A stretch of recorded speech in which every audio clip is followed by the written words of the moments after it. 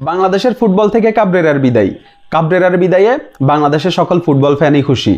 এখন আমাদের এই খুশিটা আসলে কতদিন থাকবে, আমরা এই খুশিটা নিয়ে কতদিন থাকতে পারবো? কাবরেরা কেমন কোচ ছিল সেটা আমি আপনি সবাই জানি।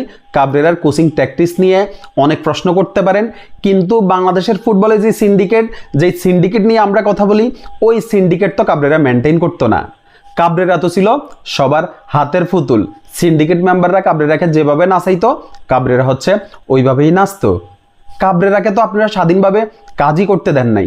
এখন কাবরেরাকে বিদায় করছেন, কাবরেরার জায়গায় যাকে নিয়ে আসবেন তাকেও যদি আপনারা স্বাধীনভাবে কাজ করতে না দেন, তাহলে বাংলাদেশের ফুটবলের যে উন্নতি স্বপ্ন আমরা দেখি, ওই উন্নতি সম্ভব হবে না। বাংলাদেশের নারী দলের কোচ যিনি আছেন পিটার বাটলার, উনার মতো একজন কোচ যদি আপনারা নিয়ে আসতে পারেন, যিনি নিজের সিদ্ধান্ত নিজে নিতে পারবে, স্বাধীনভাবে কাজ করতে পারবে, ওই টাইপের একজন যদি আপনারা কোচ আনতে পারেন, যে হচ্ছে সাহসী সিদ্ধান্তগুলো নিতে পারবে, এরকম একজন কোচ আপনারা আনতে পারলে বাংলাদেশের ফুটবলে উন্নতি সম্ভব হবে। না হয় কাবরেরাকে বিদায় করছেন, আমাদের চোখে ধুলো দিছেন, কাবরেরার জায়গায় আরেকজনকে নিয়ে আসবেন, যাকে হচ্ছে আপনারা হাতের পুতুল বানিয়ে যেভাবে ইচ্ছা ওইভাবে নাচাবেন।